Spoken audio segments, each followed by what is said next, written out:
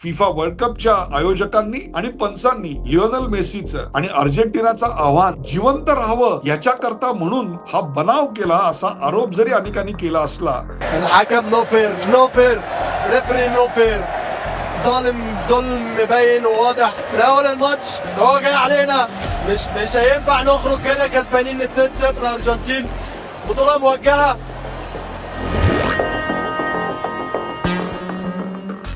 तो आहे एक दंतकथा, जी दंतकथा पिढ्यानपिढ्यांना भुरळ घालणारी. याचं कारण त्यानं आजचं फुटबॉलचं विश्व व्यापून टाकलंय. वय 39 आणि आत्ताचा खेळला जाणारा फिफा 2026 हा कदाचित त्याच्या आयुष्यातला शेवटचा वर्ल्ड कप असेल. त्यामुळे तो वर्ल्ड कप हातात धरण्याकरता त्याच्या इतकं आतुर दुसरं कोणी नसेल असं वाटत असेल तुम्हाला, तर ते तितकंसं बरोबर नाही. याचं कारण तो त्याच्या हातात शोभून दिसावा याच्याकरता प्रार्थना आत्ता फक्त त्याच्या देशातलेच नागरिक करतायत असं नाहीत, तर संपूर्ण क्रीडा विश्वातले सर्व क्रीडाप्रेमी प्रार्थना करतायत. कारण तो आहे फुटबॉलचा परमेश्वर लिओनार्डो मेस्सी.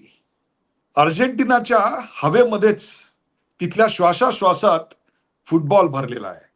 ते चैतन्य तिथे आईच्या उदरातून बाहेर पडणाऱ्या प्रत्येक मुलाला डीएनए मधनच मिळतं. याचं कारण जसा आपल्यासाठी क्रिकेट आहे तसा त्यांच्यासाठी फुटबॉल आहे. जसा आपल्यासाठी क्रिकेट हा धर्म आहे त्यांच्यासाठी फुटबॉल हा धर्म आहे. आणि त्या धर्माचा धर्मगुरू आता कोण असेल तर त्याचं नाव आहे Lionel Messi.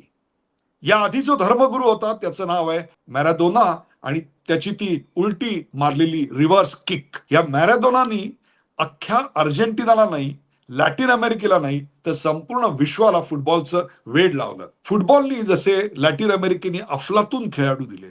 One of the best was of course Pele. मला आठवतंय मी एव्हेन्यू पॉलिस्टा या रस्त्यावर फिरत होतो. हा रस्ता कुठे आहे तर साओ पावलो मध्ये आहे. साओ पावलो ही ब्राझीलची राजधानी आणि एव्हेन्यू पॉलिस्टा हा त्यातला सर्वात मोठा रस्ता, जे महत्व न्यूयॉर्कमध्ये फिफ्थ एव्हेन्यूला आहे किंवा मुंबईमध्ये मरीन ड्राईव्हला आहे त्यापेक्षा कित्येक पटीनं जास्त महत्व हे एव्हेन्यू पॉलिस्टाला आहे. ही गोष्ट मी तुम्हाला सांगतोय 90च्या दशकातली. आणि त्या रस्त्यावरचे जेवढे म्हणून मी 50-100 होर्डिंग पाहिले ना विविध जाहिरातींचे, मग ती जाहिरात कुठलीही असो त्याचा ब्रँड अँबॅसिडर एकच असायचा आणि तो म्हणजे पेले. यावरून तुमच्या लक्षात येईल की संपूर्ण लॅटिन अमेरिकेमध्ये सर्वात महत्वाचा धर्म जर कुठला असेल ना तर तो म्हणजे फुटबॉल. आणि आता या फुटबॉलचा अनभिषिक्त सम्राट कोण असेल तर लिओनल मेस्सी. यापूर्वी मॅराडोनाला हे अनभिषिक्त सम्राट पद मिळालेलं होतं, पण नंतर यश सांभाळता येणं फार कठीण असतं. नुसती गुणवत्ता असून चालत नाही, त्याला संस्कार आणि शिस्त असावे लागतात. म्हणजे जे आपलं विनोद कांबळीचं झालं ना तसंच काहीसं मॅराडोनाचं झालं. आणि आजच्या मॅराडोनाकडे जर तुम्ही पाहिलं तर त्यावेळचा मॅराडोना कसा होता आणि आजचा कसा आहे, कोण होतास तू, काय झालास तू, अशी अवस्था आहे. पण तरी देखील मॅराडोनावरचं प्रेम क्रीडा विश्वातल्या एकाचंही कमी झालेलं नाही. इतकं महान कार्य त्यांनी फुटबॉल ग्राउंडवर आपल्याला करून दाखवलेलं आहे. पण आज आपण बोलणार आहोत ते लिओनल मेस्सी बद्दल, because he is exceptional, he is God gifted. त्यांनी इतकी प्रचंड मेहनत आणि घाम गाळला मैदानावर की त्या प्रत्येक घामाच्या बिंदूतून एक अफलातून गोल निर्माण झालाय. आणि याही वेळी गोल्डन बूट कुणाला मिळेल याच्याकरता जे 2 स्पर्धक आहेत त्यातला सर्वात टॉपला कोण असेल तर तो लिओनल मेस्सी. आज जगभरातल्या मार्केटिंग कंपनीज, ऍडव्हर्टायझिंग एजन्सीज ज्याच्या घराबाहेर रांग लावून उभे असतात की आमच्या प्रोडक्टची एन्डॉर्समेंट करा, त्या खेळाडूला इतका प्रचंड आर्थिक फायदा यावेळेला झालेला आहे की त्याची नेटवर्थ जर काढली तर तो मला मिळालेला आकडा $1.1 बिलियन, येस $1.1 बिलियन इतका मोठा आहे. आपल्याकडे आतापर्यंत धोनी, विराट कोहली, सचिन तेंडुलकर यांचे आकडे आपल्याला खूप मोठे वाटायचे, पण हे आकडे पाहिल्यानंतर मात्र आपल्या क्रिकेटपटूंचे आकडे आपल्याला फार कमी वाटतात. याचं कारण क्रिकेट हा शेवटी 10 ते 12 देशात, विशेषतः कॉमनवेल्थ कंट्रीजमध्ये India, Pakistan, Sri Lanka, Bangladesh, England, Australia, New Zealand एवढ्याच देशात खेळला जातो. परंतु फुटबॉल फुटबॉल मात्र 100हून अधिक देशात खेळला जातो आणि त्यातल्या 48 देशांनी या फिफा वर्ल्ड कप मध्ये भाग घेतलाय. याच्यावरून तुमच्या लक्षात येत असेल की फुटबॉलची पॉप्युलरिटी किती अफलातून आहे. आणि ही पॉप्युलरिटी इतकी अफलातून असल्यामुळेच $1.1 बिलियन इतकी नेटवर्थ केवळ जाहिरात आणि खेळातल्या मानधनातून त्यांनी मिळवली. आणि त्याहीपेक्षा टाइम्स मॅगझिननी 100 मोस्ट इन्फ्लुएन्शियल 100 मोस्ट जगावर प्रभाव टाकणाऱ्या 100 व्यक्तिमत्वांची यादी केली होती. त्यात पहिल्या काही अ, अग्रमानांकित अशा डिग्निटरीज मध्ये नाव कोणाचं होतं तर ते लिओनल मेस्सीचं. लिओनल मेस्सी जरी आता अर्जेंटिनाकडून खेळत असला तरी अर्जेंटिना हा त्याचा मूळ देश नाही. याचे जे पूर्वज आहेत ते स्थलांतरित आहेत. त्यांची पाळंमुळं जर काढायची म्हटली तर ती स्पेन आणि इटलीमध्ये येतात. अर्थात या दोन्ही देशांमधला कुलाचार जर कुठला असेल तर तो कुलाचार फुटबॉल आहे. त्यामुळेच मेस्सीच्या घराण्यातच कुलाचार कुठला होता तर तो फुटबॉलचा. त्यामुळे मुलाचे पाय पाळण्यात दिसतात असं जे म्हटलं जातं ते मेस्सीच्या बाबतीत मुलाचे पाय फुटबॉल ग्राउंडवर दिसतात हेच खरं आहे. पण मेस्सीचं बालपण खरंच खूप कष्टदायी होतं. वारंवार आजारी पडायचा. त्यामुळे त्याला वयाच्या 10व्या वर्षी ग्रोथ हार्मोन थेरपी द्यावी लागली आणि त्यातूनच आजचा मेस्सी घडला. त्यामुळे आजही मेस्सीची शरीरयष्टी ही काही टिपिकल फुटबॉल प्लेयर सारखी नाही. म्हणजे आडदांड मजबूत पिळदार असे स्नायू किंवा जबरदस्त भरीव असे पाय किंवा एक उंची की जी आपल्याला इतर अनेक खेळाडूंमध्ये दिसते. रोनाल्डिनोमध्ये दिसते, अर्लिंग हॉलंडमध्ये दिसते. अशी कुठलीही त्याच्याकडे शरीर संपदा नाही. पण तरी देखील केवळ चापल्य, विलक्षण गतिमानता आणि ड्रिबलिंग म्हणजे दोन पायांमध्ये बॉल खेळवत राहणे आणि समोरच्याला चकवून त्याला मागे टाकून अत्यंत वेगवान हालचाली करत क्षणार्धात समोरच्याच्या गोल पॉइंट पर्यंत पोहोचणे. यातला सर्वोत्तम आविष्कार कुठला असेल ना तर तुम्हाला सांगतो आता लिओनल मेस्सीचा आहे. लिओनल मेस्सीला सर्वात चांगली दाद जर पहिल्यांदा कोणी दिली असेल ना ती त्याच्या प्रतिस्पर्ध्याकडून म्हणजे रोनाल्डिनोकडून. रोनाल्डिनोनी मेस्सी 16 वर्षाचा असताना त्याला खेळताना पाहिलं आणि सांगितलं, boss he is better than me. आपल्या समकालीनांनी आपल्याला अशी दाद देणं याच्यासारखं दुसरं भाग्य नाही तुम्हाला सांगतो. आणि ते अनेकदा त्याच्या पदरात पडलेलं आहे. जेव्हा त्याला खेळताना मॅरेडोनानी पाहिलं तेव्हा त्यांनी सांगितलं की याच्या पायाला जणू काही फुटबॉल चिकटल्यासारखाच हा खेळतो. इतक्या सहजपणे तो आपल्या पायामध्ये बॉल चिकटवूनच समोरच्यापर्यंत पोहोचत असतो. इतकं याचं पदलालित्य फुटवर्क अफलातून आहे. कमी उंची हे वैगुण्य नाही तर कमी उंची हे वैशिष्ट्य हे अनेक खेळाडूंनी सिद्ध केलं.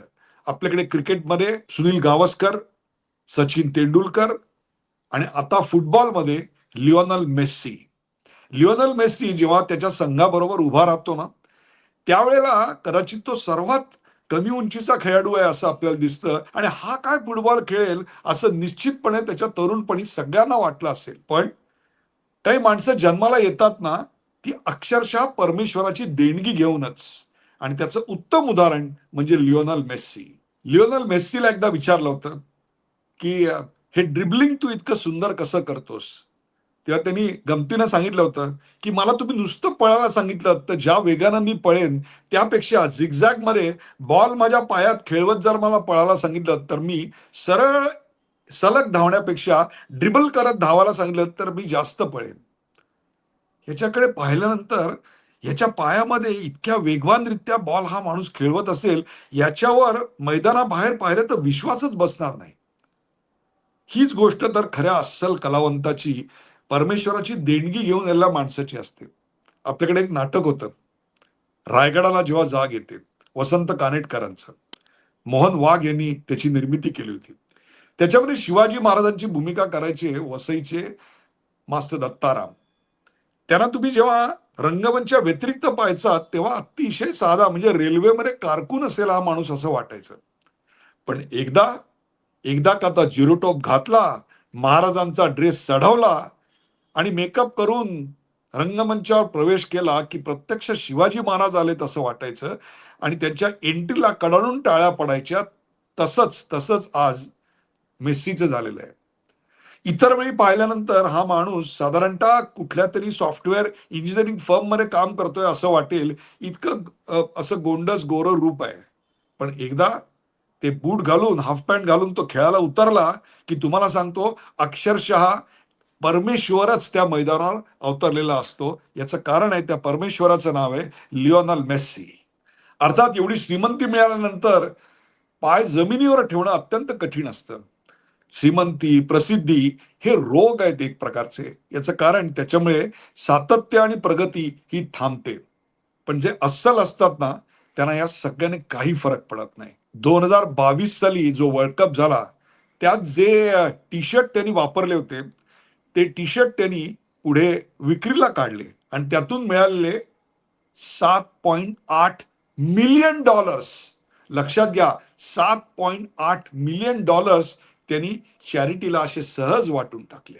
आज त्याची जी 10 नंबरची जर्सी आहे ना, ती घालून खेळणारी शेकडो मुलं जेव्हा मी भारतात बघतो ना, त्यावेळेला मला कळतं की लिओनल मेस्सी नावाची जादू काय आहे. भारतामध्ये कलकत्त्यात त्याचा 21 फुटी पुतळा उभा केलेला आहे. मुंबईमध्ये ब्रेबॉर्न स्टेडियमवर जेव्हा लिओनल मेस्सी अवतीर्ण झाला, मॅच खेळण्याकरता नाही, नुसतं त्याचं दर्शन घेण्याकरता म्हणून, तुम्हाला सांगतो क्रिकेट मॅच पेक्षा जास्त स्टॅम्पीड, जास्त गर्दी उसळली होती केवळ त्याला पाहण्याकरता, की हे सगळे भाविक आहेत आणि त्या भाविकांचा परमेश्वर आहे लिओनल मेस्सी. आज हा कार्यक्रम मला का करावासा वाटला, तर आत्ताच्या वर्ल्ड कपमध्ये परवा एक मॅच झाली, अर्जेंटिना आणि इजिप्त. ही मॅच अत्यंत थरारक होती. या मॅच मध्ये अर्जेंटिना 2-0 जिंकली, पण इजिप्तने एक गोल केला होता.